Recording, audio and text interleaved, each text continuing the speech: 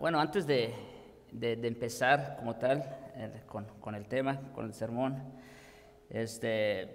solamente un comentario pequeño, recordando, ya saben, la mayoría, hoy, pues ya hace más de 500 años, se celebró, bueno, no se celebró, más bien fue el evento que todos conocemos cuando Lutero clavó las 95 tesis en la capilla de Wittenberg, y pues lo grande de todo esto no es el hecho como tal, el acto en sí, sino que lo grande es lo que ahora se rescata de eso.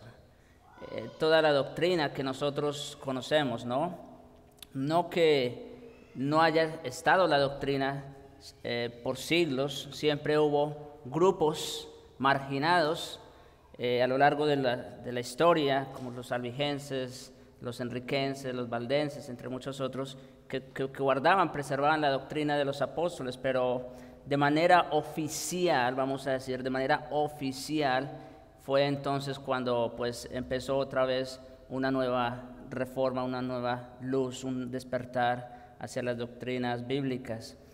Y es interesante destacar lo siguiente rápidamente, quiero decir esto. Entre los reformadores, de hecho, entre los reformadores únicamente se conocían tres solas: sola escritura, sola gracia y sola fe. Todavía no estaban incluidas las otras dos, y sola escritura estaba poniéndose para poner el contraste, en contraste a la tradición, ¿no es cierto? Entonces, cuando se habla de sola escritura es versus la tradición de los hombres. Cuando se habla de la sola gracia es sola gracia versus el mérito del hombre. Y cuando se habla de sola fe es sola fe versus o en contra de las obras de la ley.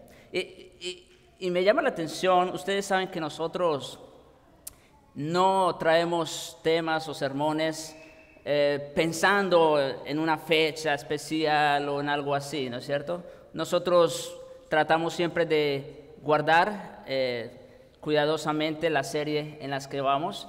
Ustedes saben, yo voy en la epístola de Romanos, pero me llama la atención, apenas pensaba esta mañana, no lo había conectado, pero me llama la atención que el tema que vamos a ver el día de hoy en realidad está muy conectado con esto de la reforma, y especialmente con esas tres solas que acabo de mencionar: sola escritura, sola gracia y sola fe. Entonces, con eso en mente, quise solamente decir esto rápidamente, como de alguna manera también recordándoles a todos de lo que hoy día en realidad entre muchas iglesias hermanas se celebra, ¿no? La reforma protestante. Pero entonces ahora sí, sin más rodeos, sin más preámbulos, vamos entonces a adentrarnos y vamos a rogar al Señor que sea Él el que nos guíe en esta hora. Oremos.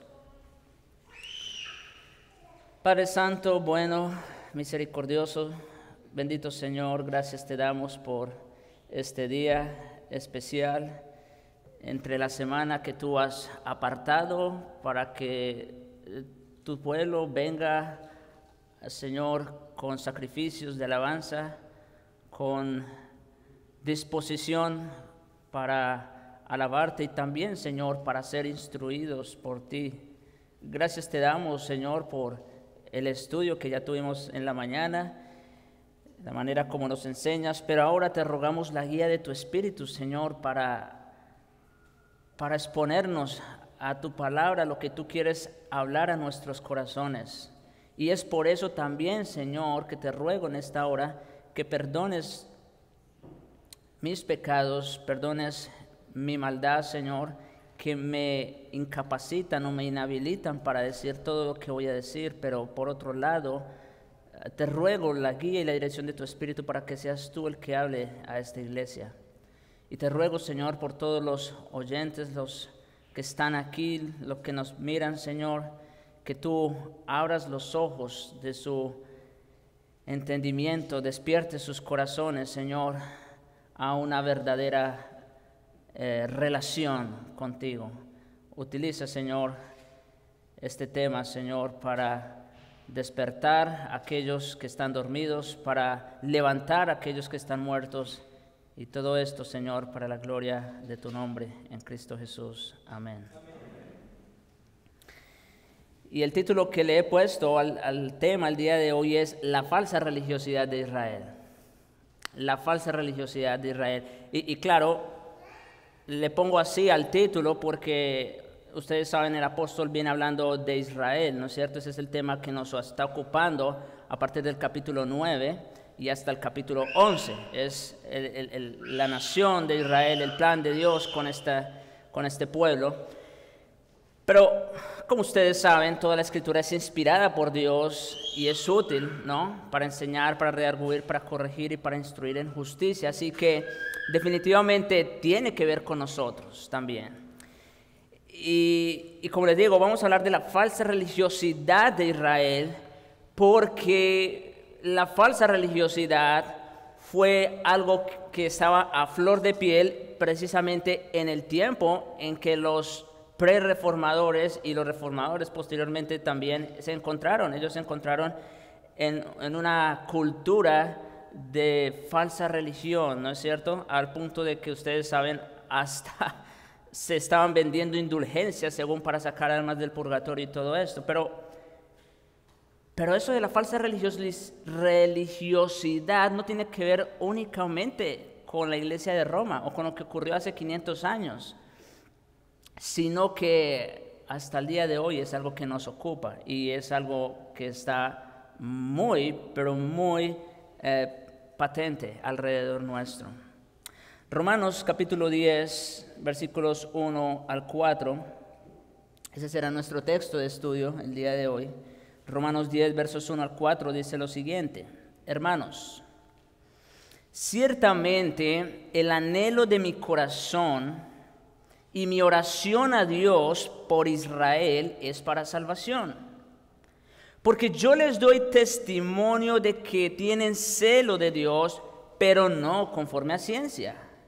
Porque ignorando la justicia de Dios y procurando establecer la suya propia, no se han sujetado a la justicia de Dios. Porque el fin de la ley es Cristo para justicia a todo aquel que cree. ¿Sí se dan cuenta? Aquí están las tres olas, ¿verdad? Ellos tienen celo de Dios. ¿Celo de qué? Pues de la revelación que ellos habían recibido. Pero ¿cuál fue el problema? Que ellos rechazaron la justicia de Dios, sola gracia, procurando establecer la suya propia, las obras, en fin. Llama la atención, como digo, el texto que vamos a estudiar. En Romanos capítulo 9, Pablo se enfoca en la elección soberana de Dios y en la respuesta de fe en Él por parte de los elegidos. Ese fue el tema general que abarcamos en el capítulo 9. Y lo que se deriva de esto es que por cuanto Dios no ha elegido a todos los judíos, no todos los judíos han ejercido fe para salvación, en la misma manera que nosotros los gentiles, ustedes saben.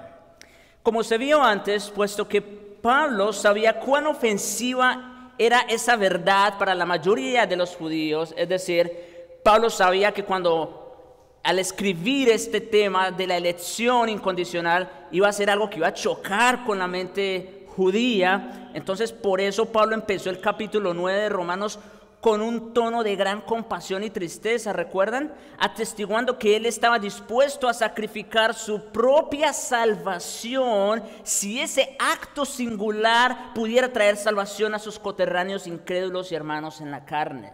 ¿Recuerdan esos primeros 4 versículos de Romanos 9? Bueno, Romanos 10 es igualmente ofensivo para los judíos. Así como Romanos 9 lo fue, Romanos 10 también lo es.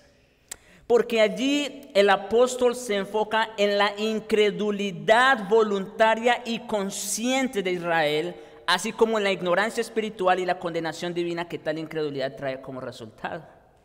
¿Sí? Entonces, así como iba a resultar chocante para la mente judía este tema de la elección, como no todos los que descienden de Israel son israelitas, pues esto que va a decir a continuación también va a entrar en conflicto con la mente y la tradición judía.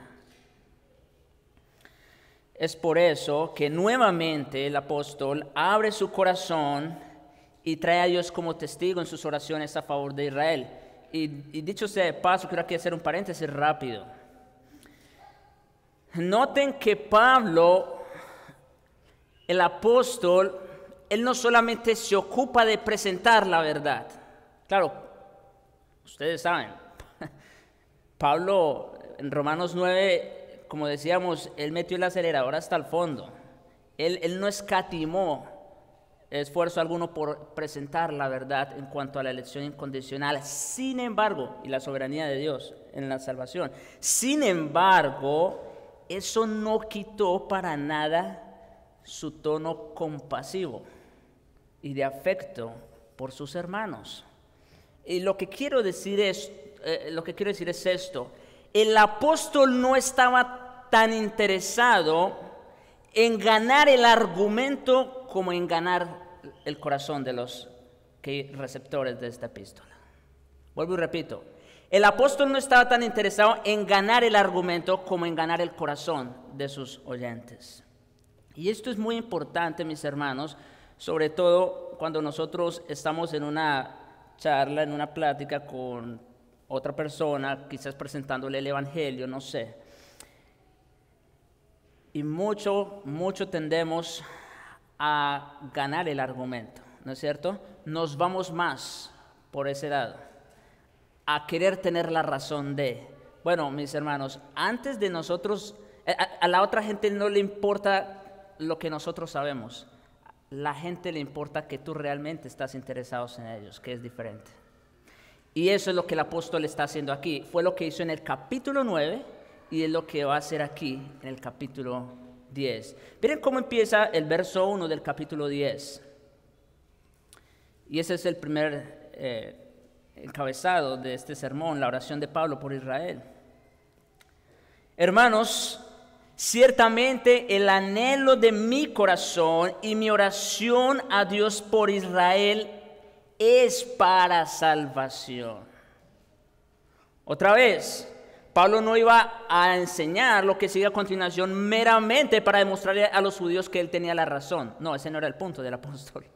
El punto lo que en realidad urgía a Pablo presentar estas verdades era para la salvación de sus hermanos. Pablo no manifestó un beneplácito impasible y frío ante el hecho de la elección soberana de Dios. Él tenía un anhelo apremiante y sentido para llevar a Cristo a todos sus compatriotas y consanguíneos. El anhelo más profundo de su corazón era que todo judío se salvara. Esa era la oración de Pablo. O sea, él estaba siendo honesto con lo que está escribiendo aquí. Él en realidad quería que sus hermanos judíos fueran salvos. El anhelo más profundo de su corazón, como digo, era que todo judío se salvara, y su oración ferviente a Dios en favor de ellos era para salvación. La palabra desis, oración, alude a la noción de suplicar e instar, de hacer una petición a Dios con especial persistencia. Y ustedes saben de lo que estoy hablando, ¿no? Cuando ustedes están pasando una necesidad crítica, yo creo que ustedes continua y persistentemente oran a Dios, ¿no? Para que los guarde, los ayude, les dé sabiduría, en fin, diferentes formas de orar en una circunstancia específica. Bueno, lo que a Pablo, en este contexto, lo que a Pablo lo ocupaba mucho en sus oraciones era la salvación de sus hermanos judíos. Pablo no estaba presentando un ruego descorazonado que él no esperara que Dios atendiera. No, él oraba porque creía plenamente que Dios podía salvar a Israel. Y esto es importante, mis hermanos. Aquí también quiero hacer otro paréntesis. ¿Por qué razón nosotros oramos a Dios por la salvación de otras personas? Y eso es muy importante, porque hay personas, y quizás muchos de ellos creyentes, pero que no están en la doctrina correcta. Ellos oran a Dios por la salvación de sus familiares, de sus amigos, en fin, y está bien. Pero saben, en la práctica ellos no creen que Dios sea 100% soberano en la salvación. Y el problema con esto es que si Dios no es 100% soberano en la salvación, ¿para qué le oras? ¿Se dan cuenta? Nosotros oramos a Dios a favor de la salvación de otros porque creemos que Él está en control y que Él es 100% soberano en la salvación y que Él da la salvación a quien Él quiere. Sí. Por eso es que nosotros oramos a este Dios, porque Él es soberano.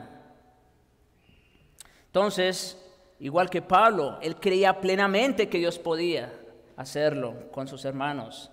El pueblo de Israel podría salvarse si depositara su confianza en Jesús como Mesías y Salvador. El problema fue que nunca lo estuvo. Aunque el llamado preeminente de Pablo fue trabajar como apóstol a los gentiles, eso lo vemos en varios textos, eso no disminuyó en absoluto su amor sin restricciones y su deseo ferviente por la salvación de sus hermanos judíos. Sin duda alguna, estaba muy al tanto de la última comisión terrenal que Jesús dio a sus apóstoles antes de irse, en Hechos 1:8, por ejemplo, cuando dice: me seréis testigos, ¿en dónde? En Jerusalén, primero, ¿se dan cuenta? En Judea, en Samaria y hasta lo último de la tierra.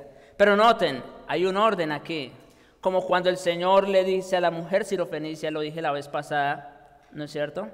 No es correcto tomar el pan de los hijos y echarlo a los perrillos. ¿Por qué? Porque el Señor sabía que la salvación en principio era para los judíos, ¿no es cierto? Y esto lo tenía claro el apóstol Pablo también. Es por eso que él oraba con tanta insistencia y con tanto fervor a favor de la salvación de los judíos.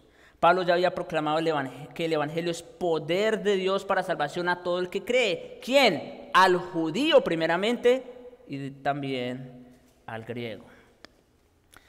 Ahora, avanzando un poco más, cuando moría nuestro Señor en la cruz, también oró por quienes les habían clavado allí con estas palabras: Padre, perdónalos porque no saben lo que hacen.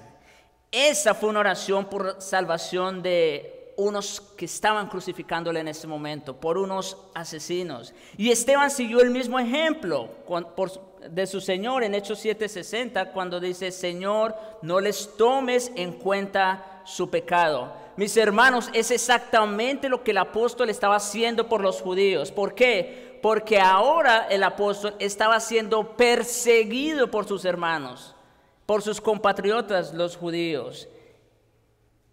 Y el apóstol está intercediendo de alguna manera por ellos.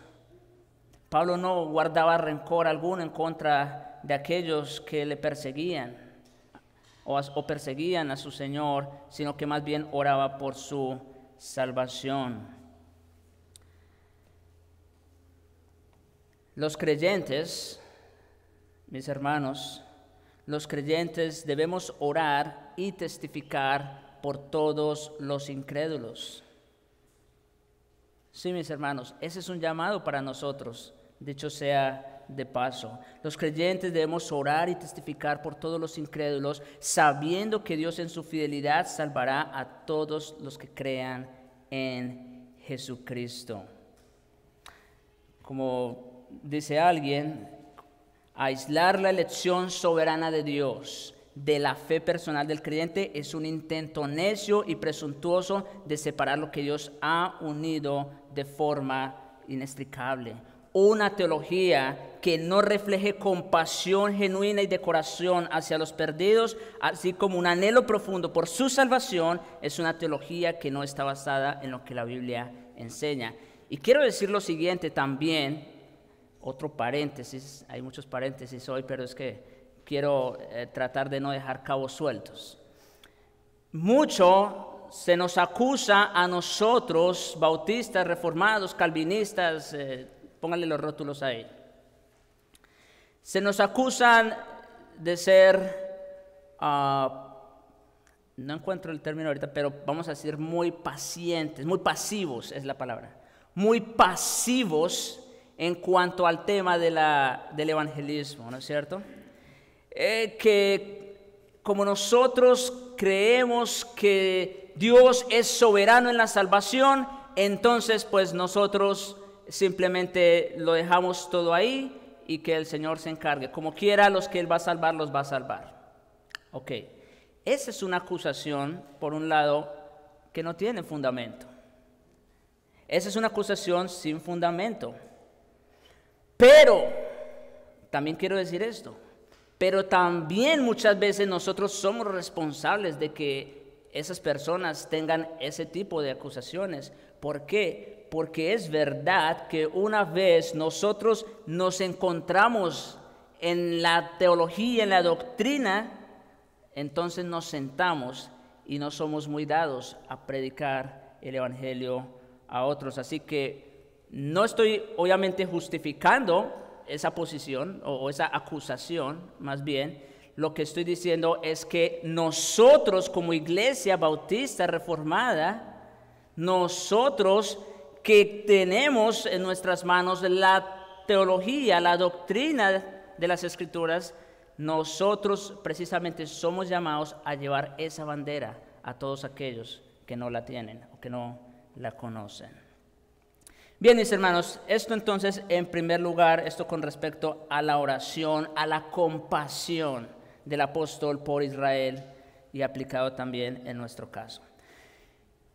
Pero el tema que más nos va a ocupar el día de hoy tiene que ver con la falsa religiosidad de Israel. Versículo 2 de Romanos 10 dice: porque yo les doy testimonio que tienen celo de Dios, pero no conforme a ciencia. Ahora, noten, Pablo oraba a favor de sus hermanos los judíos porque Pablo les reconoce algo, y es esto: yo les doy testimonio que tienen celo de Dios. ¿Sí? Eran fervorosos, exactamente, eran celosos, pero había un pero, y no era cualquier pero no conforme a ciencia.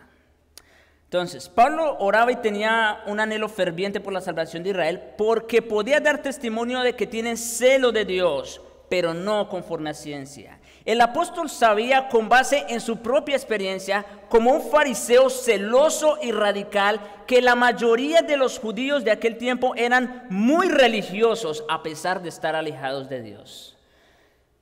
Sí, eran muy religiosos. Y esto pareciera ser una contradicción de términos.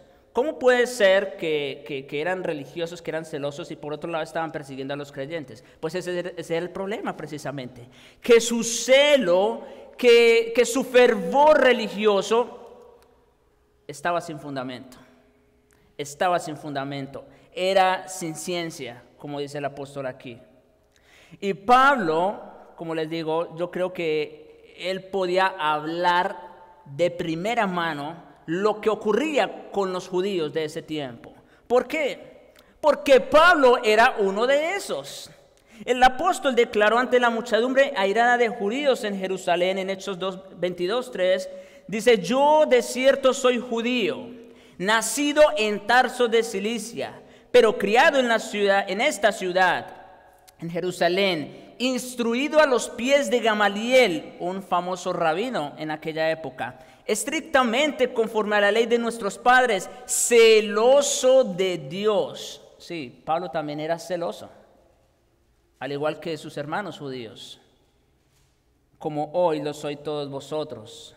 Entonces, ¿Pablo tenía celo por Dios antes de ser creyente? Sí, sí tenía celo, sí tenía un fervor religioso.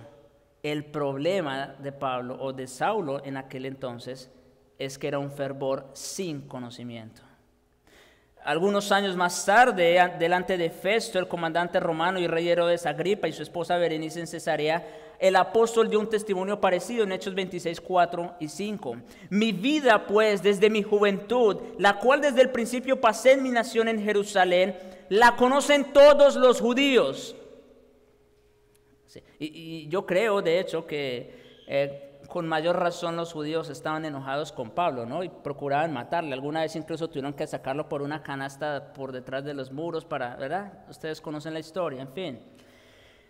Mi vida, pues, desde mi juventud, la cual desde el principio pasé en mi nación en Jerusalén, la conocen todos los judíos, los cuales también saben que yo desde el principio, si quieren testificarlo, conforme a la más rigurosa secta de nuestra religión, viví fariseo. Así que si había alguien que sabía de lo que era ser un celoso de Dios o tener un fervor religioso, era Pablo, ¿no es cierto? Era Pablo.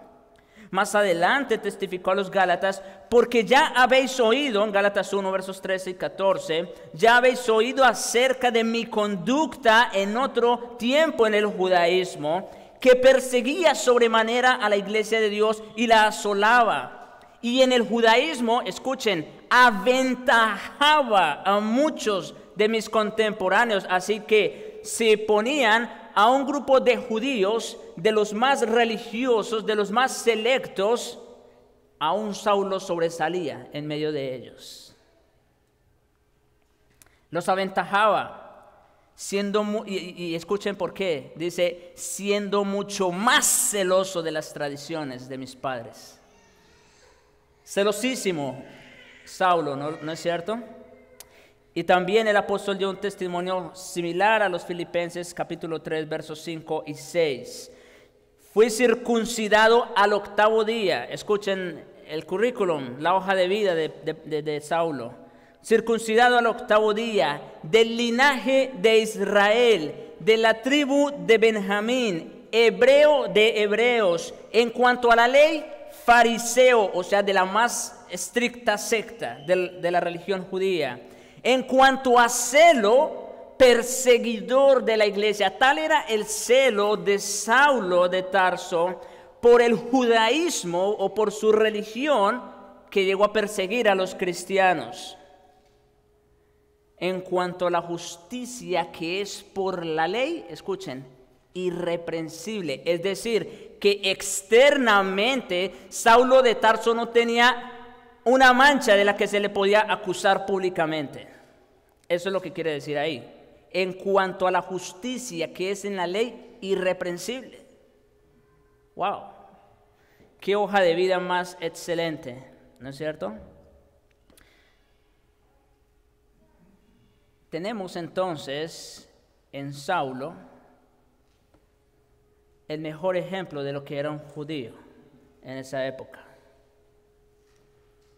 Celoso, fervoroso. En lo referente al cumplimiento reglamentario y legalista de las demandas externas de la ley, Pablo era irreprensible. Según sus propias palabras, Pablo había sido un miembro entusiasta y celoso de la secta judía con mayor celo religioso. No obstante, al igual que los demás judíos de la época, carecía por completo de entendimiento acerca de la verdadera espiritualidad y piedad auténtica. O sea, en apariencia todo estaba perfecto, en la apariencia, pero en cuanto a vida espiritual y piedad auténtica, estaban muy lejos.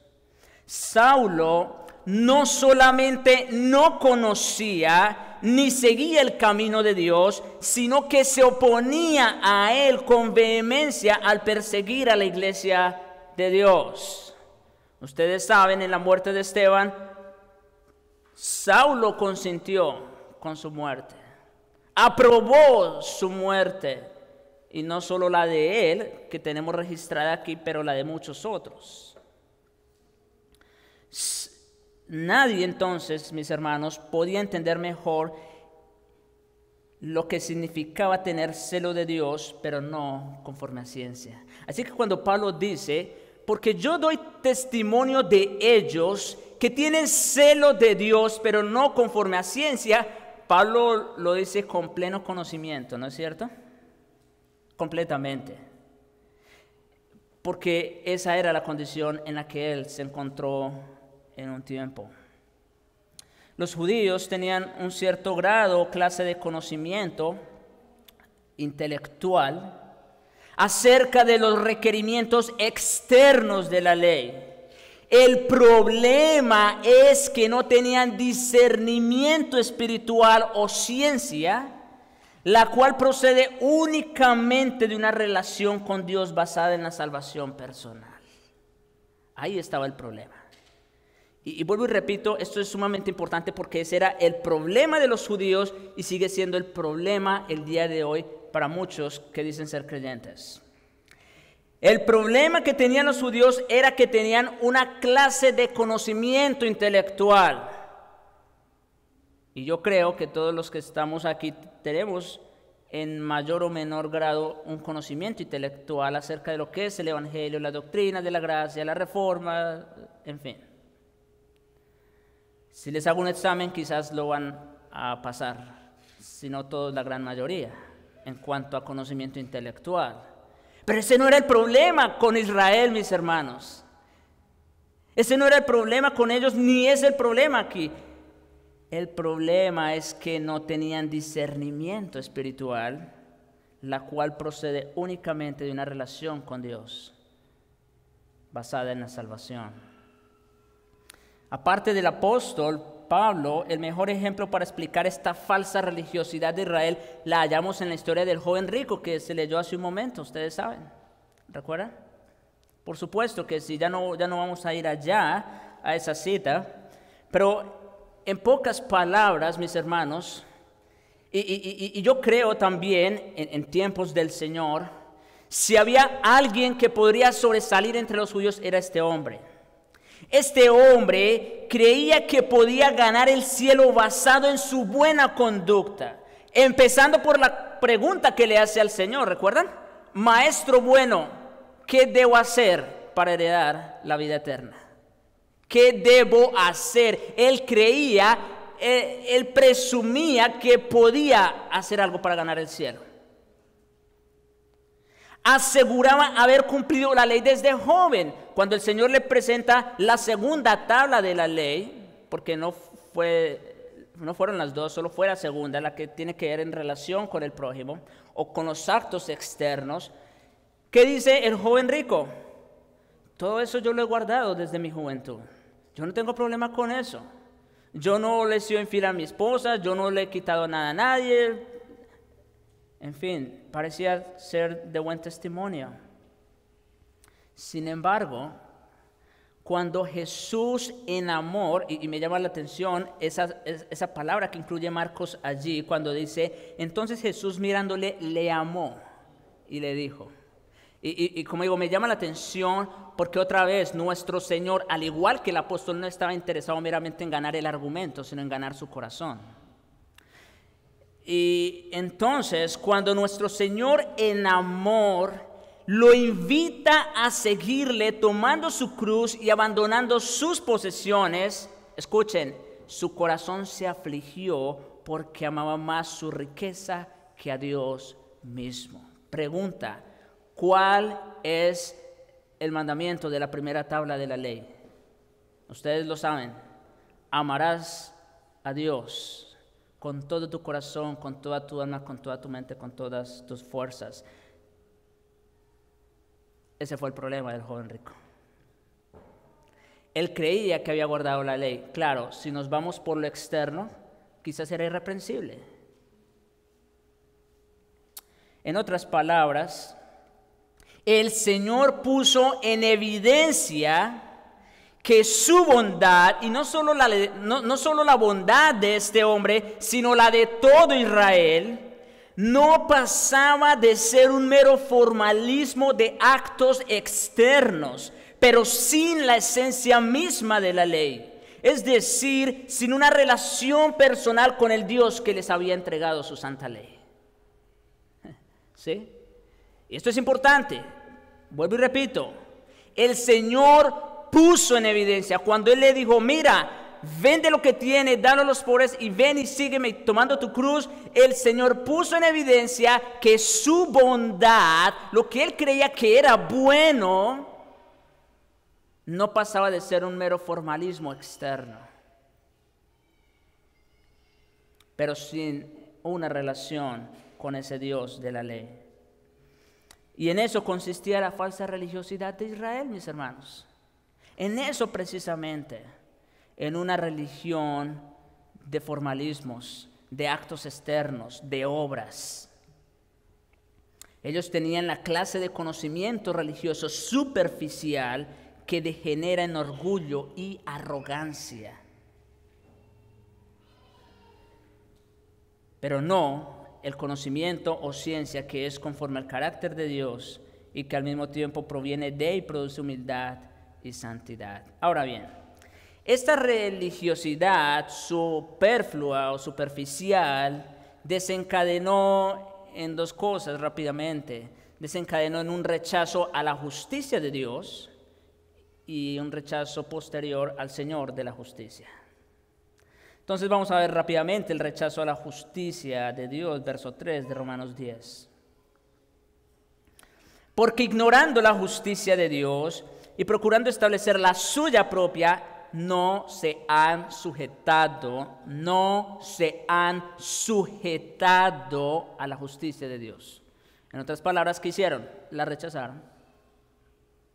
El rechazo de Israel por parte de Dios, esto llama la atención, el rechazo de Israel por parte de Dios no se debió a una elección divina arbitraria, como si Él hubiera negado el acceso a la gracia a su pueblo escogido. No, como muchos pretenden acusar a Dios falsamente de injusticia, ya lo vimos en Romanos 9, ¿no es cierto?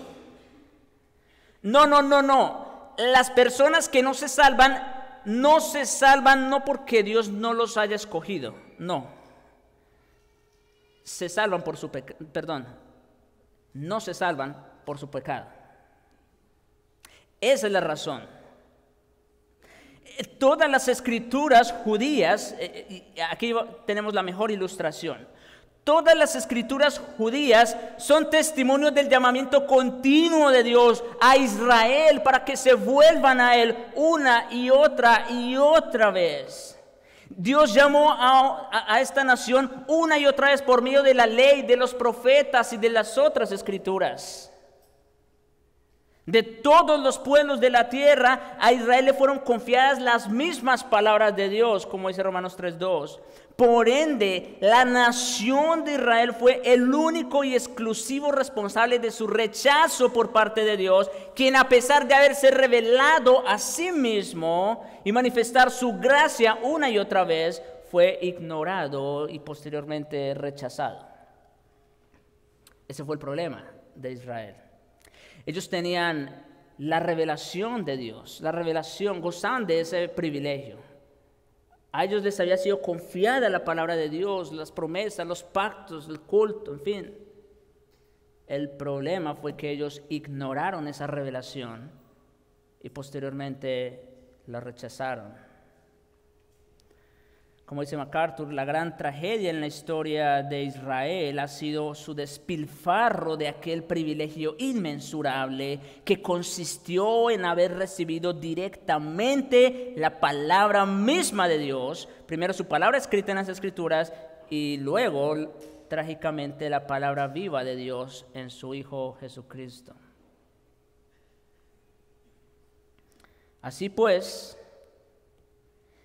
la ignorancia, y esto es importante porque estamos hablando en términos de ignorancia, ¿no es cierto? Pablo dice, porque ignoraron la justicia de Dios.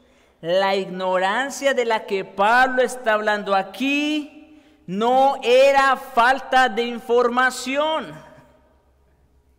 No, mis hermanos, pues contaban con la revelación especial de Dios. Ahora, la pregunta que sigue, si no era falta de información, falta de conocimiento, entonces ¿qué era? Esa ignorancia. Bueno, la ignorancia de la justicia de Dios está ligada a la falta de fe. Quiero ser enfático en esto. La ignorancia de la que el apóstol está hablando aquí es falta de fe. Pablo ya ha aclarado que el fracaso de Israel en términos de justicia se debió a su fracaso en términos de fe, como dice Romanos 9, 31 y 32. Israel, que iba tras una ley de justicia, no la alcanzó. ¿Por qué? Porque iba tras ella no por fe, sino como por obras de la ley. Y como todos sabemos, no puede haber justicia donde no hay fe. No puede haber justicia donde no hay fe, porque como ya dijo también en Gálatas 3:11, y que por la ley ninguno se justifica para con Dios es evidente. ¿Por qué? Porque el justo por la fe vivirá. La única manera como puede haber justicia es a través de la fe. Israel fracasó en eso, porque Israel ignoraba voluntariamente que Dios había dado a Abraham la promesa por medio de la fe y no por las obras de la ley. Esa ignorancia de la justicia de Dios, entonces, no es otra cosa que falta de fe o incredulidad. Así que cuando Pablo dice que ellos tenían celo de Dios, pero no conforme a ciencia, no se está refiriendo otra vez que ellos no tenían información correcta, no tenían no se está refiriendo a eso. Se está refiriendo a que los judíos, de una manera deliberada y voluntaria, rechazaron esa verdad, esa revelación. No creyeron, fueron incrédulos. Pero Israel no solo fue ignorante de la justicia de Dios a sabiendas y de forma inexcusable, sino que además procuró establecer su propia justicia. Y esto es interesante, porque Israel, esa justicia que Israel procuró establecer era una justicia basada ¿en qué? En las obras, Israel procuró establecer su propia justicia y rehusó de esa manera sujetarse a la justicia de Dios, que es por la fe. Esa denuncia era una terrible sacudida para un pueblo que se enorgullecía de conocer la verdad acerca de Dios y de ser sus escogidos. Si había algo de lo cual los judíos se enorgullecían, era de ser el pueblo escogido de Dios. Y Pablo les está diciendo, yo reconozco que ustedes tienen celo de Dios, pero no conforme a ciencia. Es decir, ustedes ignoraron a propósito esa justicia de Dios que es por la fe para establecer la de ustedes basada en obras.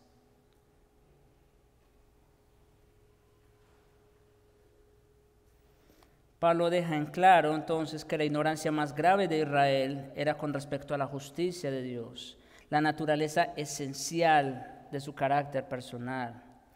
Y a la luz de haber recibido la revelación plena del Antiguo Testamento, resulta chocante pensar que los judíos llegaran a subestimar la santidad y perfección de la justicia de Dios. Uno pudiera decir, pero ¿cómo puede ser?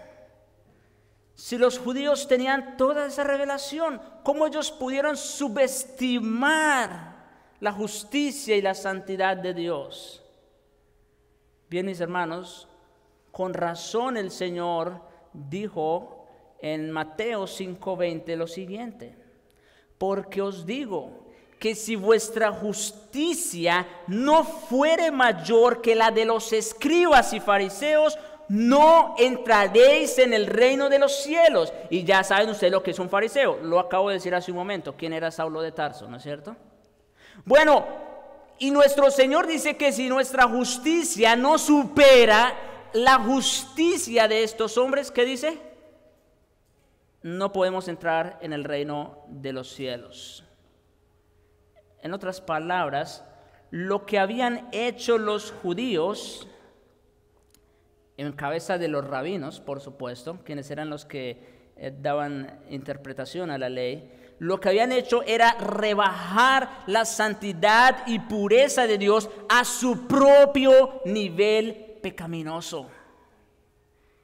Y su falta espiritual y moral básica consistió en creer que Dios era menos santo y más tolerante con el pecado de lo que Él había revelado con claridad acerca de Él mismo. Por eso el Señor dice, si vuestra justicia no fuere mayor que la de los escribas y fariseos. Ahora entendemos mejor esa frase. Lo que habían hecho ellos no es que habían alcanzado una justicia superior. No. Lo que pasó fue que ellos rebajaron los estándares de justicia de Dios. Y al rebajar los estándares de justicia, entonces ahora sí, a un nivel externo, ellos podían decir, no, pues nosotros cumplimos todas esas demandas. Más adelante, en el mismo Sermón del Monte, nuestro Señor establece varios contrastes entre las interpretaciones rabínicas de la ley y su verdadero significado. Quiero traer solo una como ejemplo de lo que el Señor acaba de decir, que si nuestra justicia no es mayor que la de los escribas y fariseos. Versículos 21 y 22 de Mateo 5. Oísteis, y escuchen cómo dice el Señor, oísteis que fue dicho. Ahora, noten, el Señor no está citando aquí a Moisés, como algunos pueden pensar. No, Él está diciendo, oísteis que fue dicho a los antiguos. Ahora, ese oísteis que fue dicho, ¿a quiénes se refiere? Pues precisamente a los maestros de Israel. Oísteis que fue dicho a los antiguos, no matarás, y cualquiera que matare será culpable de juicio. Esa era la interpretación que los rabinos habían dado acerca del sexto mandamiento. No matarás, y cualquiera que matare será culpable de juicio. En otras palabras, ellos se referían solamente al acto externo. Pero este es el verdadero significado del sexto mandamiento. Yo os digo que cualquiera que se enoje contra su hermano será culpable de juicio, y cualquiera que diga necio a su hermano será culpable ante el concilio, y cualquiera que le diga fatuo o necio, tonto, quedará expuesto al infierno de fuego. Entonces no se trataba meramente de quitarle la vida a otra persona. No se trataba de eso. Este mandamiento tenía muchas más implicaciones. Pero ¿qué habían hecho los judíos, o especialmente los rabinos? Habían rebajado los estándares de este mandamiento, ¿se dan cuenta? Lo habían limitado. Como pueden ver, la interpretación rabínica en este caso particular limitaba el mandamiento al asesinato únicamente. Y mientras no ocurriera el crimen, podían sentirse satisfechos de haber cumplido con el mandamiento a cabalidad. Por eso cuando el Señor le dice a este hombre rico, no matarás, no cometerás adulterio, ¿qué dice el hombre rico? Todo eso lo he guardado desde mi juventud. Claro, si usted mira el récord de este hombre, va a encontrar que nunca le ha quitado la vida a alguien. Eso es verdad, pero eso no quiere decir que no ha matado. ¿Cuál era el problema entonces, otra vez, de los judíos? Que habían rebajado los estándares de justicia a un nivel pecaminoso. Y por eso cuando ellos se medían, podían sentirse satisfechos con ellos mismos. Ese era el tipo de obediencia, como digo, del joven rico. Como ven, la ignorancia de Israel no consistía en falta de información meramente. Es que a ellos no les convenía esa revelación de la justicia de Dios porque los dejaba muy mal parados. Ese era el problema. El problema es que la mayoría de los judíos de aquel tiempo, de hecho, se jactaban de su propia justicia y se consideraban agradables ante Dios por un simple hecho de haber sido pueblo escogido de Dios en la antigüedad. Por la misma razón pensaban que las abundantes tradiciones rabínicas con que habían sustituido la palabra de Dios, y quiero resaltar esto, las tradiciones rabínicas Porque fueron esas las que sustituyeron la palabra de Dios. Lo mismo que ocurrió con Roma. Ellos sustituyeron la palabra de Dios por las tradiciones papistas. Y es lo mismo que sigue ocurriendo el día de hoy en muchos lugares donde supuestamente se predica la palabra de Dios, que ponen las tradiciones de los hombres por encima de las Sagradas Escrituras.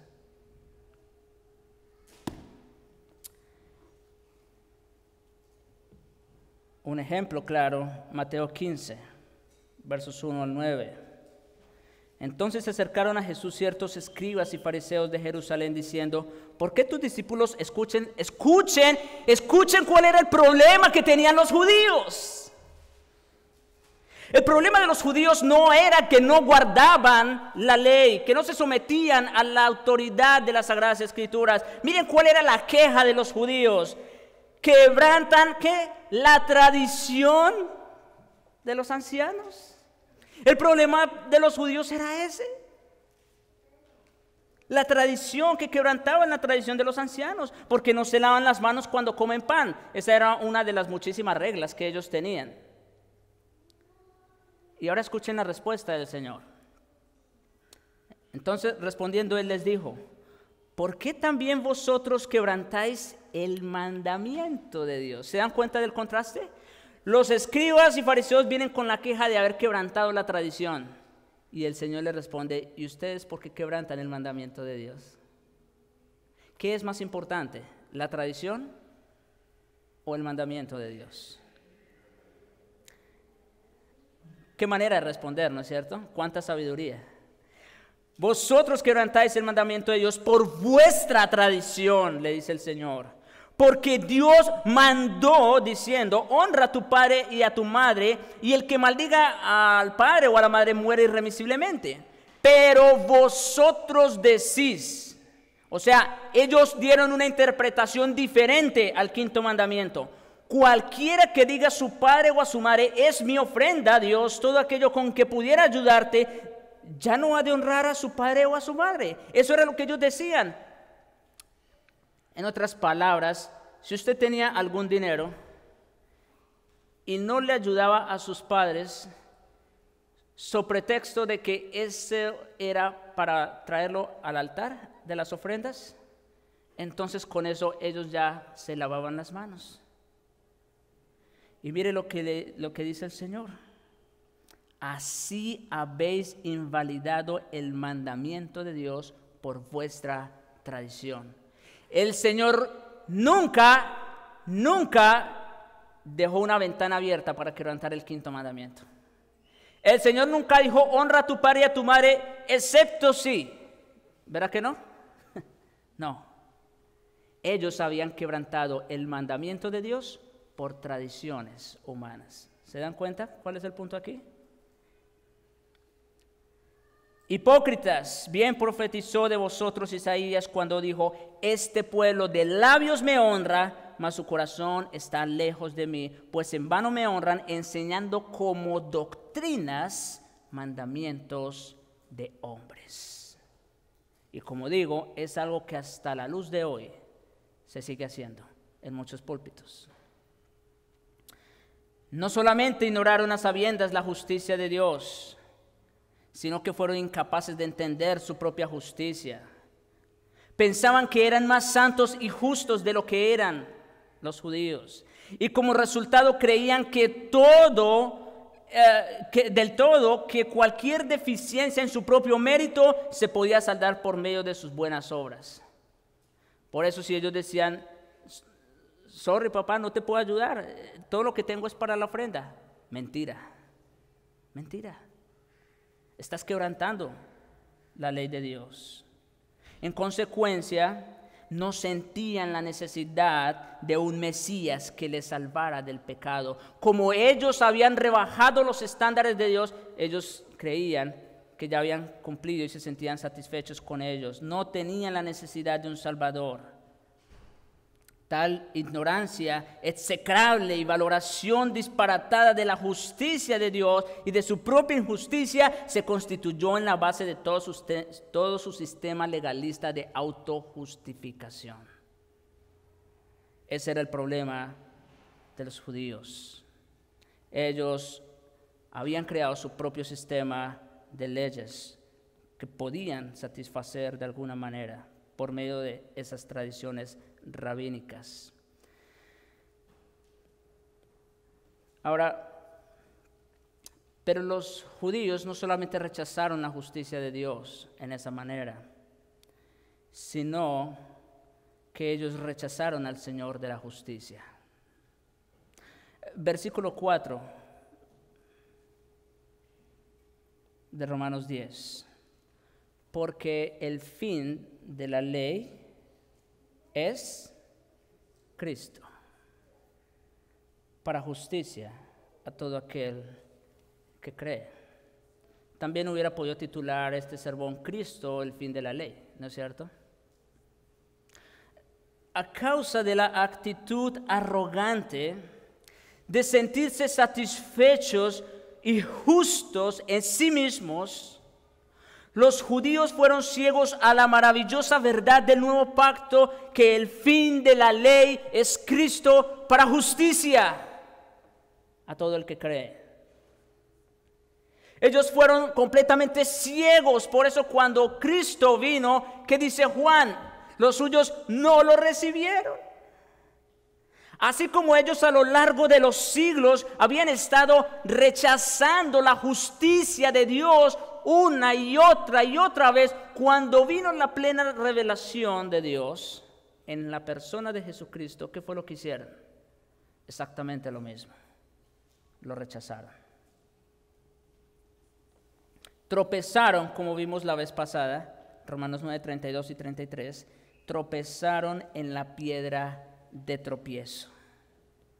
Tal como lo había declarado Jesucristo, la piedra de tropiezo, al comienzo de su ministerio terrenal, la justicia propia inventada por el hombre y caracterizada por los escribas y fariseos era algo repugnante y era imposible que calificase a alguien para entrar al reino de los cielos. A los fariseos que le criticaban al Señor por comer junto a publicanos y pecadores, Jesús dijo con gran fortaleza lo siguiente en Mateo 9, versos 11 y 12: los sanos no tienen necesidad de médico. Y el Señor le dice esto a los judíos por lo mismo otra vez, porque ellos se sentían satisfechos consigo mismos, porque ellos creían que ellos guardaban la ley cuando no era así. Y por eso el Señor les dice: los sanos no tienen necesidad de médicos, sino los enfermos. En otras palabras, quienes piensan que ya son justos y aceptables para Dios están sumidos en la ignorancia con respecto a la verdadera provisión de justicia que Dios ofrece a la humanidad. Y esto es un problema muy serio, otra vez, porque si eres una persona que cree que todo está bien contigo, le tengo una mala noticia. Entonces estás muy mal. Porque si te crees bueno y justo en tu propia opinión, tú no necesitas un Salvador. ¿No es cierto? Tú crees que estás bien. Son los enfermos los que necesitan el médico. Son los que han caído en la cuenta de su verdadera condición espiritual, los que ven la necesidad indispensable de un Salvador. Pablo explicó a la iglesia de Filipos que antes de su conversión él había sido hebreo de hebreos en cuanto a la ley fariseo, en cuanto a ser el perseguidor de la iglesia, en cuanto a la justicia que es por la ley, irreprensible. Pero de inmediato él prosiguió a afirmar esta verdad, versículos 8 y 9 de Filipenses 3. Todas estas cosas que antes estimaba como ganancia, ahora las tengo como ¿qué? Como pérdida, por la excelencia del conocimiento de Cristo Jesús, mi Señor. Eso fue lo que transformó al apóstol. Un verdadero encuentro con el Señor Jesucristo.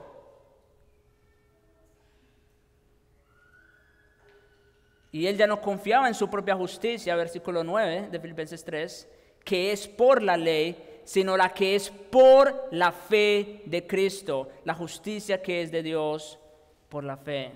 Solo fue hasta que Saulo tuvo un encuentro personal con el Señor Jesucristo que entonces él cayó en la cuenta de que todo su sistema de justicia no era más que basura. Así lo describe el apóstol aquí. ¿Recuerdan el historial que dijimos de Saulo al principio, no? Todos esos títulos, esos logros, todo eso el apóstol ahora lo tenía como pérdida, como basura. ¿Por qué? Porque ahora había encontrado en Cristo el verdadero significado y el verdadero propósito de la ley. Cristo es el fin de la ley. Los judíos en tiempos del Nuevo Testamento procuraban cumplir la ley por sus propios esfuerzos y así alcanzar un nivel de justicia aceptable para Dios. Pero Pablo declara que Cristo es el único fin, el único cumplimiento aceptable de una justicia perfecta y divina. Miren, mis hermanos, yo sé que para nosotros es muy fácil decir que nadie jamás ha guardado la ley. Pero como ya les expliqué hace un momento, el problema de los judíos es que ellos habían rebajado esos estándares de justicia y por eso podían sentirse satisfechos consigo mismos. Pero en realidad, a la luz del verdadero significado de la ley, el único cumplimiento aceptable de justicia perfecta y divina únicamente es Cristo. Ahora, ¿quieren saber por qué los judíos no solo ignoraron, sino que rechazaron esta justicia de Dios por la fe y posteriormente a Jesucristo? Mis hermanos, a pesar de la enseñanza clara y sin ambigüedades del Antiguo Testamento, Israel ignoraba voluntariamente, subrayo eso, que no por la ley fue dada a Abraham o a su descendencia la promesa de que sería heredero del mundo, sino por la justicia de la fe. Y no solo eso, sino que decidieron establecer una justicia que fuera suya propia, con estándares de santidad y justicia inventados por ellos, mucho menos exigentes de sus propias tradiciones. Escuchen, para tener algo de qué jactarse. Ese era el problema al final de cuentas, mis hermanos. Estos hombres habían rebajado los estándares de justicia de Dios para ellos, según sentirse satisfechos con ellos mismos y tener algo de qué gloriarse. Razón por la cual hasta el día de hoy no se han sujetado a la justicia de Dios por la fe, ni a Jesucristo. Sin embargo, como el Señor advirtió a través de Jeremías a su pueblo en Jeremías 9, versículos 23 al 24, no se alabe el sabio en su sabiduría, ni en su valentía se alabe el valiente, ni el rico se alabe en sus riquezas, mas alábese en esto el que se hubiere de alabar. ¿En qué? En entenderme y conocerme. Y escuchen, ese término allí, entender y conocer, otra vez, no es mera información, eso lo tenían los judíos. Eso significa en tener una relación con el Señor, en profundizar en una relación con el Señor, en entenderme y conocerme que yo soy Jehová, que hago misericordia, juicio y justicia en la tierra, porque estas cosas quiero, dice Jehová. Sí, mis hermanos, el Señor, más allá de estar interesado en tu propia justicia, que para Él no son más que trapos de inmundicia, Él está interesado en tener una relación contigo. La única razón de jactancia para el hombre, mis hermanos, yace en la justicia de Dios y no en la nuestra propia. ¿Dónde, pues, está la jactancia? Podíamos preguntarle a los judíos, podríamos preguntarnos a nosotros. Si nuestras mejores justicias delante de Dios son como trapos de inmundicia, ¿dónde pues está la jactancia? Queda excluida. ¿Por cuál ley? ¿Por la de las obras? No. Porque al que obra se le debe un salario, ¿no es cierto? Mas al que no obra, sino que cree en aquel que justifica a los impíos, su fe le es contada por justicia. Es por la sola fe, no por las obras. ¿Para qué? Como dice Efesios 2:10, o 2:9 más bien, para que nadie se gloríe. ¿No es cierto? Para que nadie se gloríe. Apreciado oyente, aquellos que tratan de agradar a Dios y así alcanzar la salvación mediante el legalismo o el ritual religioso, incluso con la conducta y las formas específicas ordenadas por él, tal como Saulo, están embarcados en una búsqueda infructuosa, es decir, sin propósito.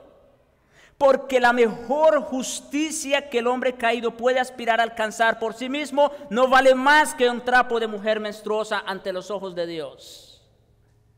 No trates, mira, no creas que en el día del juicio el Señor va a pesar tus obras. Y entonces tú vas a tratar de hacer mejores obras para que éstas tengan más peso a la hora de en el día final. No lo vas a lograr. El que ha quebrantado un solo mandamiento, como dice Santiago, ha quebrantado toda la ley.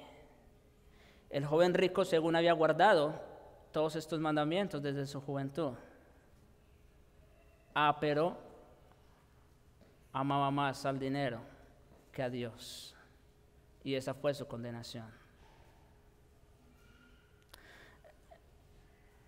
En anticipación a la provisión hecha por Cristo, Isaías declaró: ciertamente en Jehová está la justicia y la fuerza. No está en nosotros, mis hermanos. No está en nosotros. Pablo está diciendo que la creencia en Cristo como Salvador y Señor lleva a su fin la búsqueda fútil de justicia por parte del pecador mediante sus propios intentos imperfectos por cumplir la ley. ¿No será por eso que te frustras muchas veces? Porque estás tratando de conseguir el favor de Dios por tus propias fuerzas. Cuando un pecador cree en Cristo, también recibe el don de la justicia perfecta de Cristo. Eso va en el paquete. La verdad gloriosa del Evangelio de Dios es que al que no conoció pecado, Cristo, por nosotros lo hizo pecado para que fuésemos hechos justicia de Dios en él. Sí, mis hermanos, aquello que por las obras de la ley nos es imposible, Cristo ya lo hizo. Para que nosotros fuésemos hechos justicia de Dios en él. Oh, amigo, no esperes más. No esperes más. No trates de enfrentar ese juicio. No trates de enfrentar ese juicio en tus propios méritos, porque no vas a lograr nada. Amados hermanos, estad pues firmes, como dice Pablo en Gálatas 5:1. Estad pues firmes en la libertad con que Cristo nos hizo libres, y no estéis otra vez sujetos al yugo de esclavitud. ¿Por qué queréis volver a las obras de la carne? Ese fue el propósito de la epístola de Gálatas, ¿no? Querían volver a lo que estamos diciendo, ¿no? Al judaísmo, a la circuncisión y todo esto. ¿Por qué? ¿Por qué volver a eso? No. En Cristo ya somos libres y ya no estamos sujetos al yugo de la esclavitud. O como escribió Pablo a la iglesia de Colosas, y a vosotros, estando muertos en pecados, en la incircuncisión de vuestra carne, os dio vida juntamente con él, perdonándoos todos los pecados, anulando el acta de los decretos que había contra nosotros, que nos era contraria, quitándola de en medio y clavándola en la cruz. Oh, mis hermanos, alabemos al Señor por su grande justicia en la cruz, cumpliendo así toda justicia por nosotros. Oremos.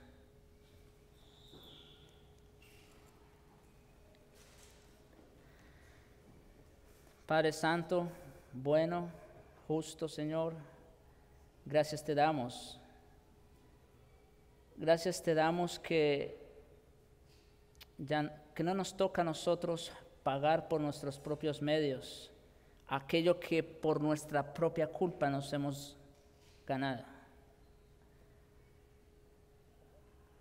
Señor, sabemos que tú eres Dios justo y que vas a juzgar al mundo. Pero también sabemos y reconocemos que Cristo, tu santo Hijo, tu unigénito, ya pagó el precio justo por nosotros, para que ya nosotros no tengamos que enfrentar ese juicio en nuestra propia cuenta. Gracias te damos, Señor, por Cristo. Y perdónanos, Señor, por todos esos intentos de caer nuevamente en el legalismo, en las obras. Ayúdanos a descansar, Señor, a estar firmes en la libertad con que Cristo nos ha libertado. Te lo rogamos, oh Señor, en Jesucristo. Y también te ruego para aquellos que todavía no están en Cristo, para que no sigan batallando contra la corriente, tratando de hacer algo por sus propios esfuerzos, sino para que también vengan a descansar en Cristo. Oh Señor, te lo rogamos en su nombre y para su gloria. Amén.